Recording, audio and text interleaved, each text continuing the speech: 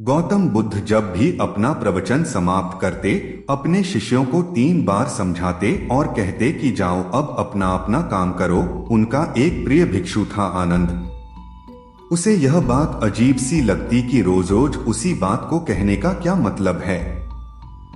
और जब एक दिन उससे रहा नहीं गया तो उसने उन्हें टोक दिया। बुद्ध धीरे से मुस्कुराए और बोले, आनंद, तुम्हारा कहना अपनी जगह पर सही है कि भिक्षु को रोज रोज क्या समझाना कि जाओ अब अपना अपना काम करो।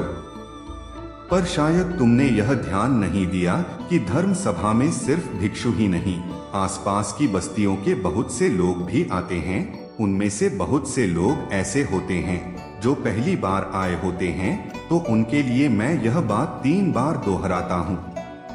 पर यह स्पष्टीकरण भी आनंद के पल्ले नहीं पड़ा। इस पर बुद्ध बोले, आनंद, आज की सभा में जितने लोग बैठे थे उनमें सन्यासी तो बहुत सारे थे, पर एक चोर और एक वेश्या भी थे।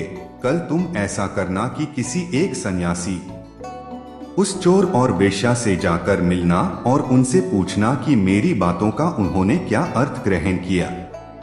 यह सुनकर आनंद और आश्चर्यचकित हुआ कि इतने लोगों की भीड़ में बुद्ध ने चोर और वेश्या को एक नजर में कैसे पहचाना, और भला मैं कैसे जानूंगा कि वह चोर और वेश्या कहाँ रहते हैं।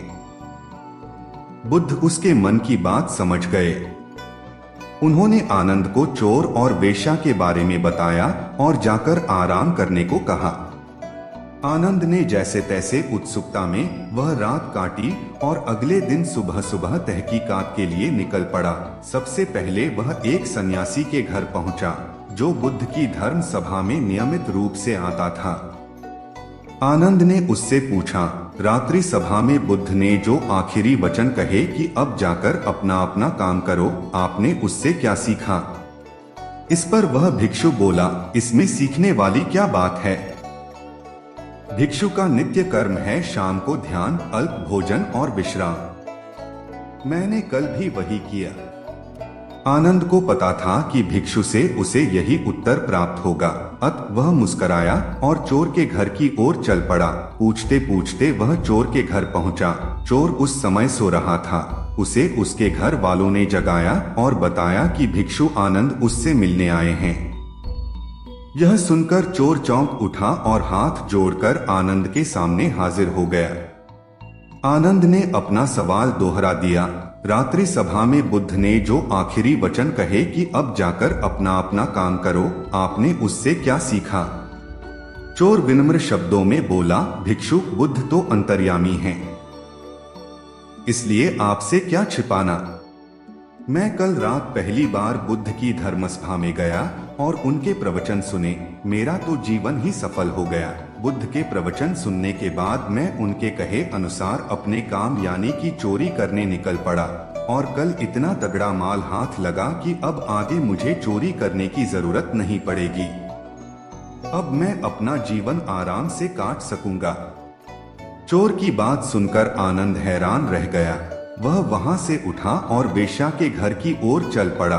वेश्या आनंद को देखते ही पहचान गई। उसने आनंद को प्रेम पूर्वक घर के भीतर बुलाया और उनके लिए जलपान लेकर आई। जलपान ग्रहण करने के बाद आनंद ने वेश्या के सामने भी अपना सवाल दोहराया। यह सुनकर वेश्या बोली, भिक्षु, भगवान बुद्ध ने अपने प्रवचन के अंत में कहा कि जाओ अपना अपना काम करो। सो प्रवचन के बाद मैं अपने घर आई और अपनी नाच गाने की महफिल सजाई, लेकिन बुद्ध के आशीर्वाद से कल के जैसी महफिल तो कभी नहीं सजी। कल मेरी महफिल में कई बड़े बड़े राजे महाराजे पधारे। उन लोगों ने प्रसन्न होकर इतना धन धान्य मुझे दिया कि अब मुझे धन के लिए ये कर्म करने की आवश्यकता ही नहीं पड़ेगी। आनंद के आश्चर्य की सीमा न रही। वह वहां से वापस महात्मा बुद्ध के पास गया। उसने बुद्ध को जाकर प्रणाम किया और उन्हें सारी बात कह सुनाई। बुद्ध बोले, आनंद, इस संसार में जितने भी व्यक्ति हैं, सबके मस्तिष्क अलग अलग हैं। वे सभी लोग अपनी बुद्धि और क्षमता के अनुसार ही हर बात का मतलब निकालते हैं। इसीलिए मैं अपनी इस बात को 3 बार कहता हूँ कि जाओ अब अपना अपना काम करो। इसके पीछे मेरी सोच यही है कि किसी के समझने में कहीं कोई कमी न रह जाए। लेकिन इसके बाद भी लोग उस बात का मतलब अपने अपने हिसाब से समझते हैं और इसका कोई उपाय भी नहीं है। इसीलिए ये सृष्टि ऐसी है। हम इसे बदलने के लिए लोगों को प्रेरित तो कर सकते हैं, पर हमारी बातों का कितना असर उन पर होगा यह कोई नहीं जानता।